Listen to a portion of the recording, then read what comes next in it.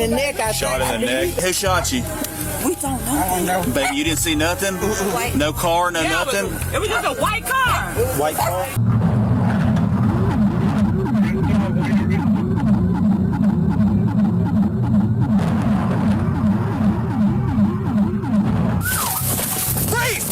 Show me Car 37. Car 37. Car 371. I'm 97 on a 32 victim. Keep it 10-8. We need EMS en route. Bleeding to the neck. Prosecutors are upgrading the charges against two suspects in a drive-by shooting. The 70-year-old woman hit by gunfire last week has died of her injuries. Her family identifies her as Myra Hayes, a lifelong resident of Pensacola. They issued a statement saying, in part, Myra was a very gentle, sweet person who never had a bad word to say about anyone. She loved everyone's kids. She loved sitting outside and relaxing. She never met a stranger. The shooting started in the early evening of June 24th on Eris Boulevard off Massachusetts Avenue.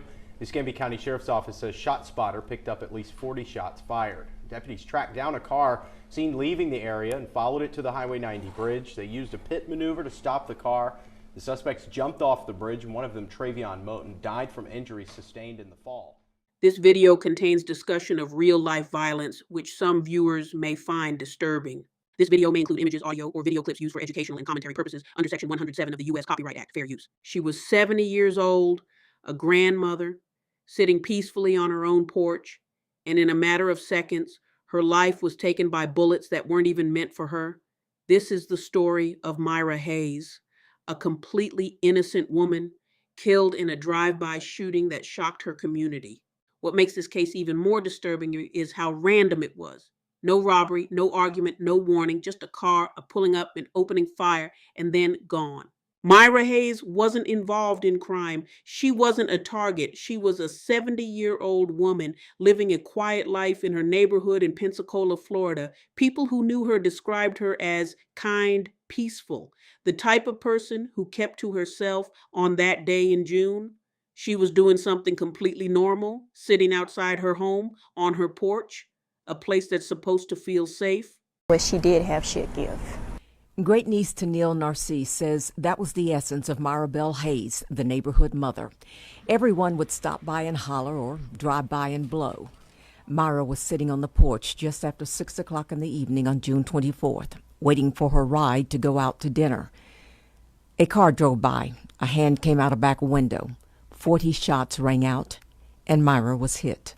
After the shooting, the suspects didn't just vanish, they ran. Police quickly identified the vehicle and began closing in, turning the situation into a full-scale manhunt. They ran. Police locked onto the vehicle almost immediately, sirens cutting through the neighborhood, closing in. And that's when everything turned chaotic. The suspects didn't slow down. They didn't pull over. They didn't even hesitate. They drove straight toward a bridge. What happened next sounds almost unreal. As law enforcement moved in, the suspects made a desperate last-second decision. They drove toward a bridge, and instead of surrendering, they jumped off the bridge into the water below. One of them didn't survive the fall. The escape attempt turned fatal, adding another life lost to an already senseless act of violence. The other suspect, he was captured shortly after. But the main shooter, the one responsible for killing Myra Hayes, he wasn't done running yet. Now think about that for a second. You've just been involved in a shooting. An innocent woman is bleeding out. And instead of stopping, you choose to go further. The man responsible was Terrance Gross Jr., a young man who made a decision that would cost someone else their life. After the shooting, he went on the run, trying to escape justice. But eventually, he was found near the U.S.-Mexico border in Texas. He was arrested, charged, and later convicted of first-degree premeditated murder. Prosecutors are upgrading the charges against two suspects in a drive-by shooting. The 70-year-old woman hit by gunfire last week has died of her injuries. Her family identifies her as Myra Hayes, a lifelong resident of Pensacola.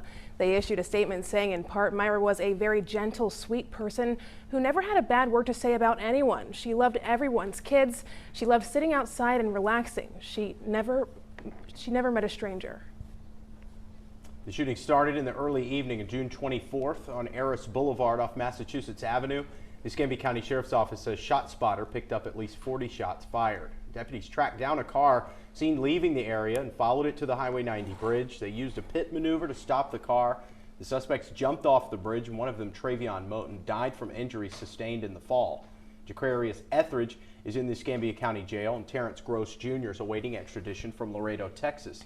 Prosecutors say they'll be charged with the murder of Myra Hayes.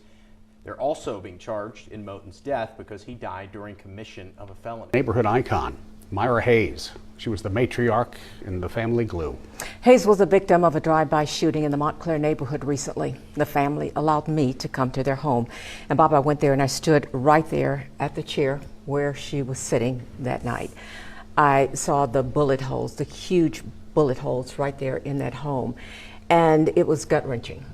But it was the stories that I heard about this woman that let me know why they needed to tell me about Myra Bell Hayes. She raised me since I was a baby. She was my great aunt. She just buried 3 of her boys. She had 2 girls and she had 2 boys that she adopted from babies. She took everybody in. She didn't have it all, but what she did have, she'd give. Great niece to Neil Narcisse says that was the essence of Myra Bell Hayes, the neighborhood mother. Everyone would stop by and holler or drive by and blow. Myra was sitting on the porch just after 6 o'clock in the evening on June 24th, waiting for her ride to go out to dinner. A car drove by. A hand came out a back window. 40 shots rang out, and Myra was hit. I had just got off work and came here and picked up my 6-month-old baby from her. I made it home, which is only 2 seconds around the corner, and I got a call saying that I needed to come back because she had just been gunned down. I tried to get an understanding of how this even happened within 2 minutes, and it didn't make sense. She was getting ready to leave her home. The family had to make the difficult decision to remove Myra from life support and let her be at rest. They now wrestle with the unimaginable question of why to the senseless act of violence and the pain of unimaginable loss. She was just open arms. Anything, bring it to me. Put it on my lap. I'm gonna take care of it for you. Don't you worry about it. I got it. All the kids love Auntie Myra. This is where all the kids come play in the family. That day, there were kids out here. There was 4 kids out here that had to witness that. Her 2 teenage boys and 2 of her nieces, her niece and nephew. Now it's who do we run to? Is underway for a man charged in a fatal drive-by shooting that also claimed the life of an alleged accomplice. Escambia deputies say Terrance Gross Jr. was one of 3 men in a vehicle when shots were fired on Eris Boulevard in Montclair on June 24th of last year. The woman who was sitting on her porch was struck and later died. After that shooting, there was a chase and deputies watched as Gross and 2 others jumped from a Santa Rosa County bridge. One of those suspects, Travion Moten, died after jumping.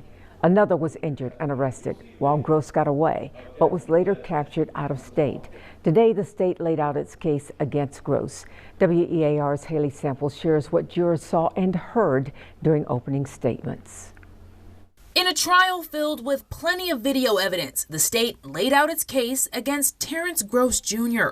He is charged in the 2024 murder of Myra Hayes.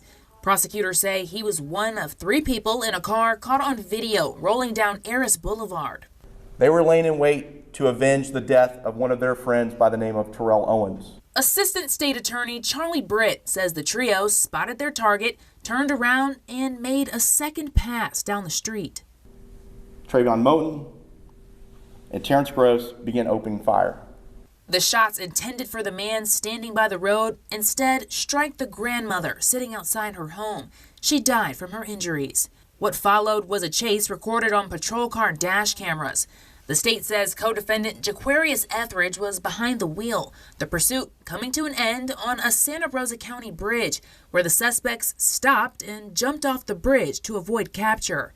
Travion Motion was killed in the fall, while Etheridge was injured and captured.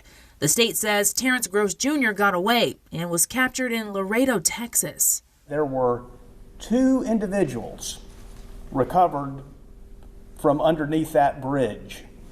Travion Mouton, who sadly was deceased, and Jaquaris Etheridge that particular day. You're going to learn that Mr. Gross was not recovered. The reason he was not recovered that night is because there's reasonable doubt as to whether Mr. Gross was even involved in this situation at all. The defense says the testimony will show co-defendant Jaquaris Etheridge is a liar and the things he says cannot be trusted. Haley Samples, WEAR News. Co-defendant Jaquaris Etheridge has not been to trial yet. He's due in court in February. The murder of Myra Hayes is a reminder of how fragile life can be and how one reckless decision can ripple out forever. A woman lost her life, a family lost someone they loved, and a community lost its sense of safety. If you want more real stories like this, cases that deserve to be remembered, make sure you subscribe because some stories should never be forgotten.